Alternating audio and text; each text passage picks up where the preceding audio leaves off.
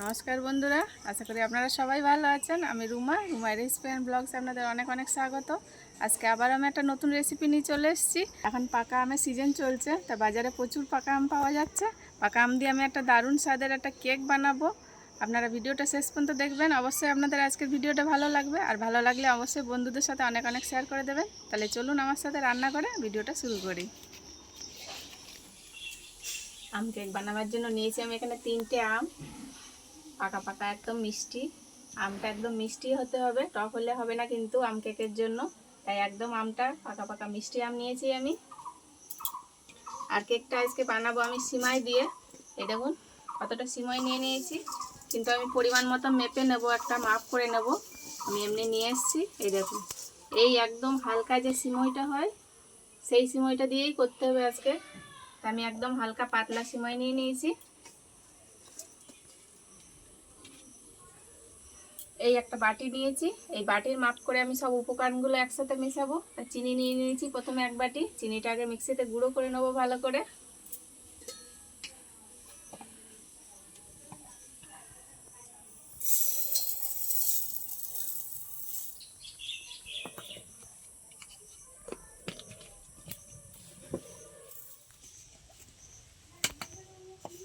চিনিটা আমি ভালো করে গুঁড়ো করে নিয়ে এসেছি, সেই বাটিতে আবার আমি তুলে নিচ্ছি।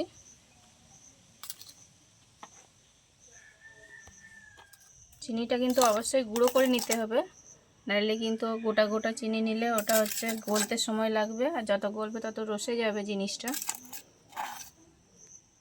গুঁড়ো করে নিলে ভালো মিশে যাবে সাথে সাথে। আমি এরকম একটা বড় পাত্র নিয়ে নিয়েছি, এর মধ্যে সব মিশ্রণগুলো বানিয়ে নেব। দই নিয়েছি, দইটা দিয়ে দেবো পুরোটা। এরকম 1 প্যাকেট দই হলে হয়ে যাবে, কারণ সব উপকরণগুলো মেপে নিতে হবে। তো আমি এরকম একটা প্যাকেট নিয়ে নিয়েছি। আপনারা যদি বেশি বানাতে চান তাহলে একটু বেশি পরিমাণ মতন নিয়ে নিতে হবে উপকরণ। দিয়ে দেবো চিনির গুঁড়ো।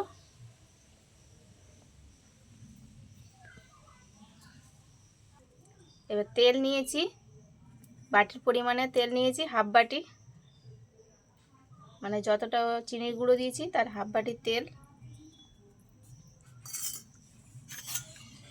এবার আমি ভালো করে সব উপকরণ একসাথে মিশিয়ে নেবো, ফ্যাটিয়ে নেবো ভালো করে।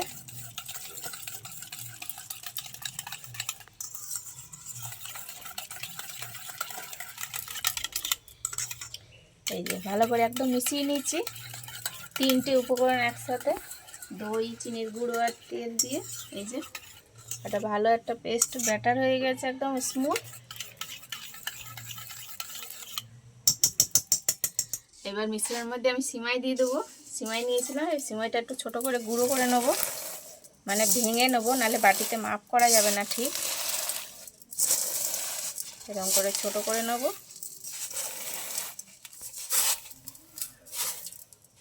এবার যে বাটিতে আমি চিনির গুঁড়ো দিয়েছিলাম সেই বাটির পরিমাণে মেপে নেব।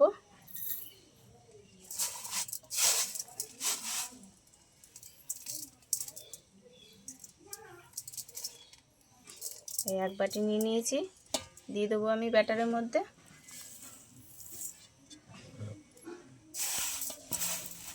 আবারও আমি হাফ বাটি নিয়ে নেব, কারণ একদম উঁচু উঁচু 1 বাটি দিয়েছি।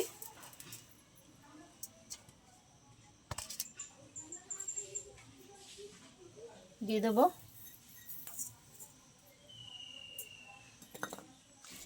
এবার সিমাইগুলো ভালো করে ব্যাটারের সাথে আমি মিশিয়ে নেব।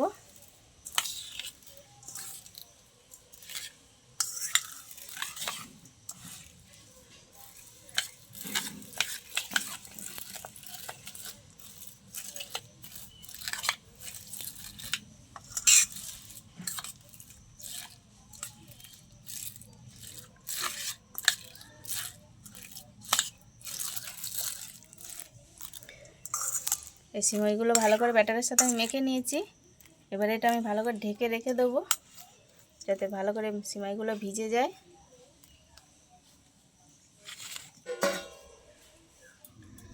এবার আমগুলো আমি কেটে নেব ছোট ছোট করে।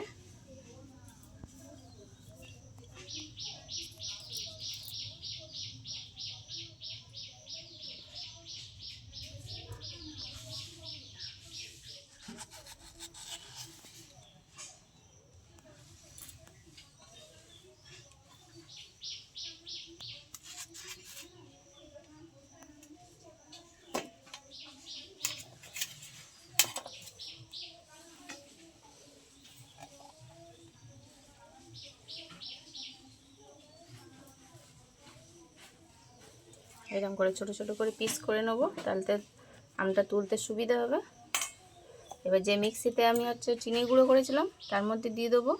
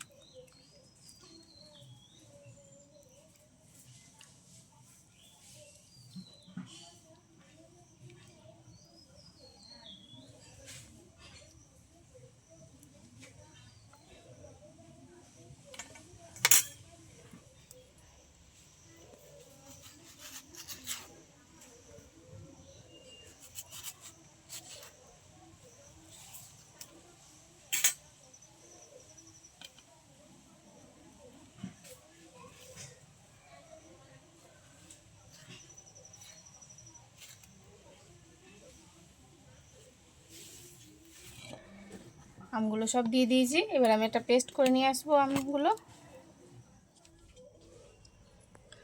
এই যে আমের একটা সুন্দর পেস্ট করে নিয়ে চলে এসেছি। এই যে এবার আমি এই দেখুন সিমাইটা কতটা টাইট হয়ে গেছে, মানে সিমাইতে সব রসটা টেনে নিয়েছে, অনেকটাই ফুলে গেছে আমার সিমাইটা। এই দেখুন। এবার এই মিশ্রণটার মধ্যে আমের কাঠটা দিয়ে দেবো।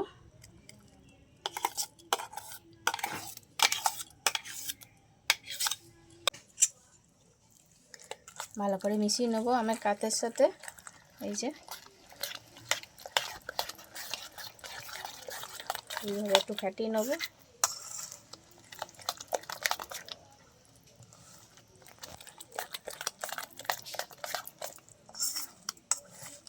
এতে একটু জলের প্রয়োজন নেই, আমের কাঠটা দেওয়ার পরে এমনিতে একটু হালকা হয়ে গেছে। এই দেখুন।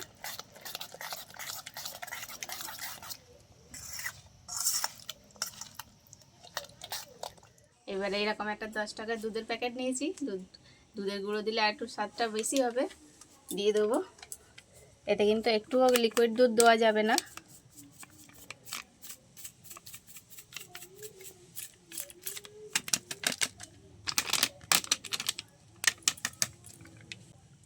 এখানে নিয়েছি বেকিং সোডা আর বেকিং পাউডার হাফ চামচ করে 1 চামচ দিয়ে দেবো আমি। ভালো করে সব একসাথে মিশিয়ে নেবো আবারও।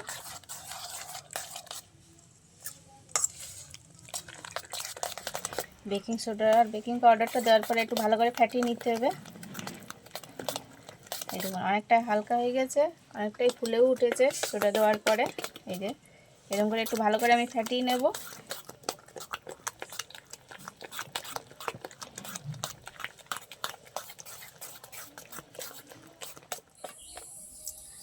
এরকম একটা আমি কেক মোল্ড নিয়ে নিয়েছি। এর মধ্যে এবার একটু তেল ব্রাশ করে নেব।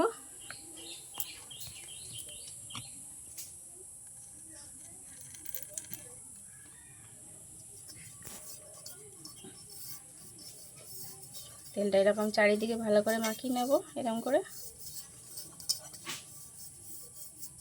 আমি এরকম একটা কাগজ কেটে নিয়েছি গোল করে। আপনাদের কাছে যদি বাটার পেপার থাকে তাও দিতে পারেন। তা আমি এরকম কাগজ দিয়ে দিচ্ছি।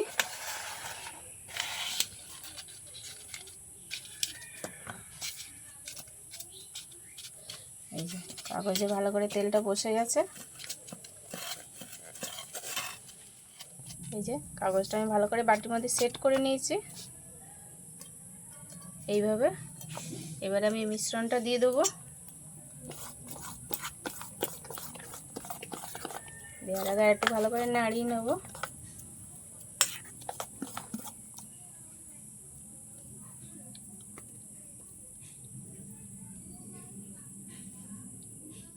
চারি সাইডে ভালো করে এরকম সমান করে দেবো।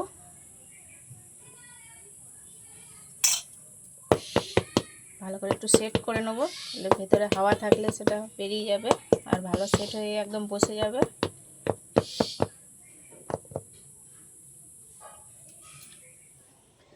কড়া বসিয়ে দিয়েছি, কড়াটা ভালো গরম হয়ে গেছে। আর আমি এখানে 1 বাটি নুন নিয়েছি। নুন দিয়ে আজকে দেবো ভাপে। আমি নুনটা কড়াইয়ের উপর দিয়ে দেবো। আর নুনটা কিন্তু ভাজা হয়ে যাবে, এটা নষ্ট হবে না, খাওয়া যাবে এটা নুনটা। এরকম করে ভালো করে আমি ছড়িয়ে দেবো।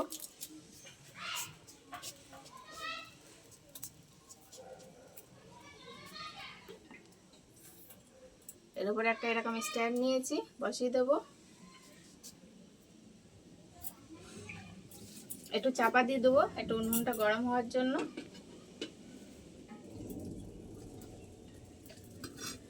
নুনটা ভালো গরম হয়ে গেছে। এবার আমি ব্যাটারটা বসিয়ে দেবো। এরকম একটা চাপা দিয়ে দেবো, এই যে এইভাবে। আমি 15 মিনিট ভালো করে ফুল হাইতে জাল দিয়ে নেব, তারপরে আপনাদের দেখাচ্ছি। 15 মিনিট হয়ে গেছে, আমি এবার খুলে দেখবো একবার। এই দেখুন, এটা এখনো হয়নি, সাইড দিক দিয়ে হয়ে হয়ে আসছে, মাঝখানটা এখনো হয়নি, কিন্তু আমার ওই উপরে ঢাকনাটাতে লেগে যাচ্ছিলো বলে আমি ওটা খুলে দিয়েছি। তা 15 মিনিট হয়নি, এখনো সময় লাগবে, তা আবারও চাপা দিয়ে দেবো। এবার আমি খুলে দেখে নেবো। এই দেখুন কত সুন্দর হয়ে গেছে, সাইড দিক দিয়ে এমনি ছেড়ে যাচ্ছে। আবার আমি মাঝখান থেকে একটু দেখে নেবো আমি। এই দেখুন একটু লেগে যাচ্ছে না। এবার আমি এটা নামিয়ে ঠান্ডা হতে দেবো।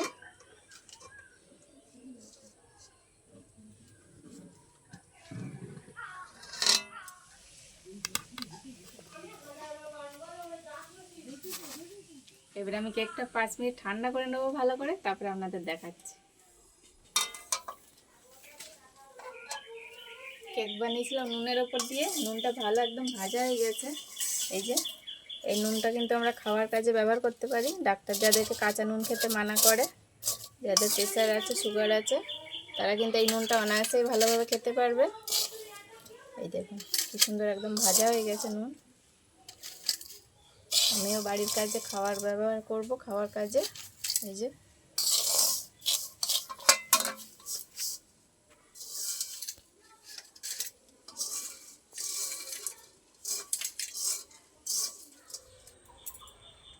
আমার কেকটা পুরো ঠান্ডা হয়ে গেছে। এই দেখুন আপনার তো কি সুন্দর সাইড দিক দিয়ে ছেড়ে এসছে।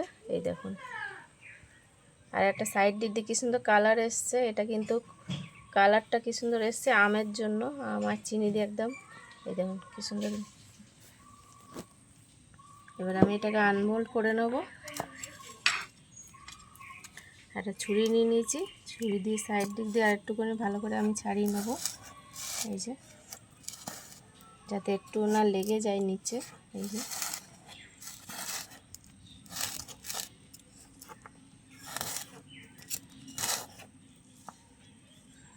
এবার একটা প্লেট নেব।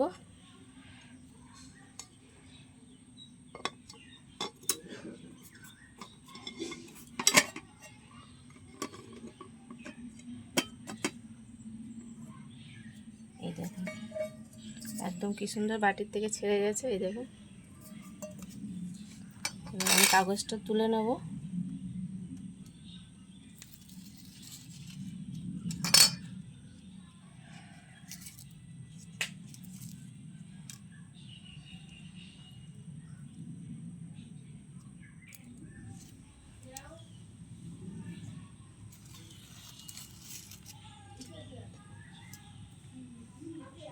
দেখুন পুরোটা কালারটা কি সুন্দর এসছে একদম।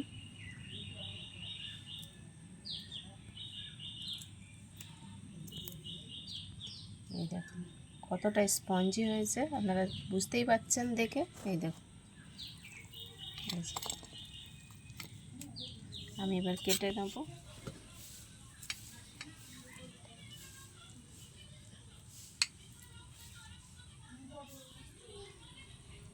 এই দেখুন কতটা স্পঞ্জি আর কত সুন্দর হয়েছে। এই দেখুন কত নরম আর কি সুন্দর দেখতে হয়েছে। কালারটা একদম দোকানের মতন মনে হচ্ছে যেন কিনে আনা কেক। এই দেখুন এই দেখুন পুরো স্পঞ্জি একদম। এই যে সিমই দিয়ে আর আম দিয়ে যে এত সুন্দর কেক বানানো যায়, এটা আপনারা না বানালে বিশ্বাসই করতে পারবেন না। এই দেখুন এই দেখুন আমি আপনাদের ভেঙে দেখাই। এই দেখুন ভেতরটা কতটা জালিদার হয়েছে। এই দেখুন এই দেখুন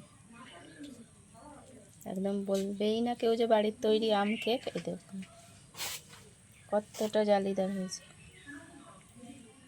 সিমই দিয়ে এরকম আম দিয়ে আপনারা অবশ্যই কেকটা বানিয়ে খেয়ে দেখবেন, কেমন হয়েছে কমেন্টে আমাকে অবশ্যই জানাবেন। আর যদি ভালো লাগে আমার ভিডিওগুলো অবশ্যই বন্ধুদের সাথে অনেক অনেক শেয়ার করে দেবেন। দেখা হচ্ছে আবার কোনো নতুন ভিডিওর সাথে। তত সময় ভালো থাকবেন, সুস্থ থাকবেন। টাটা।